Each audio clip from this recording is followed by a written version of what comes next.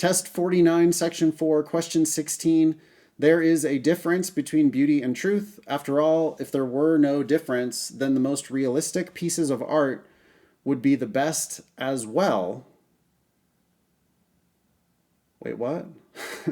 Too many new players. You know, I was expecting them to keep talking about beauty and truth. I mean, I see, I guess, truth and realistic. True and real is, okay, they are related. But then we get to best. Damn, okay, so that's another, best. What does best mean? On what level are we talking about best? Anyway, let me start again. There's a difference between beauty and truth after all. Okay, so you're trying to prove to me that there's a difference between beauty and truth. Here comes your evidence for there's a difference between beauty and truth. So beauty and truth can't be the same thing. I'm thinking of, Lake Tahoe. Lake Tahoe is very beautiful, but that's not truth. Why? Why is there a difference between beauty and truth?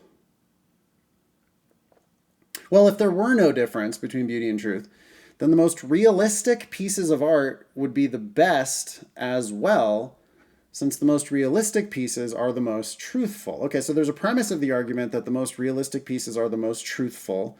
It's good to notice that, because otherwise you could have said, wait a second, abstract art can be truthful. They're saying, no, realism is truthful. So there has to be, there has to be a difference between beauty and truth, because otherwise realistic, true pieces would be the best. But many of the most realistic artworks are not among the best. So they're the most realistic, but they're not the most best. So there has to be a difference between beauty and truth.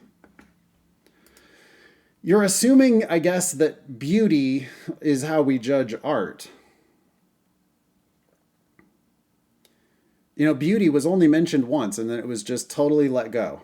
They instead flipped to talking about good or bad. This argument definitely assumes that we judge art positively for its beauty. And that is what A is saying. The most beautiful artworks are the best artworks. I have struggled with this question in the past, but today I totally nailed it. Today I totally predicted it. And it was in that last second. I guess the thing that I want to encourage you to do is to just take one moment longer to try to go for that one more step on your logic games diagram, one more, thoughtful moment thinking about the reading comprehension passage before you dive into the questions, one more moment on both LR and, again, reading comp, trying to predict the answer before you get into the answer choices. It just makes the test open up for you, and you turn hard questions into easy ones by predicting that answer. Their argument only makes sense if they're assuming that beauty and best artwork are related. That's what A says, and so that is the correct answer. D is wrong because it's backward, or it's too strong, saying only the best can be beautiful. No, we needed the most beautiful are the best. Not to say that you can't be beautiful and still just good, but not the best. A is the one that the author has to agree with, so the answer is A.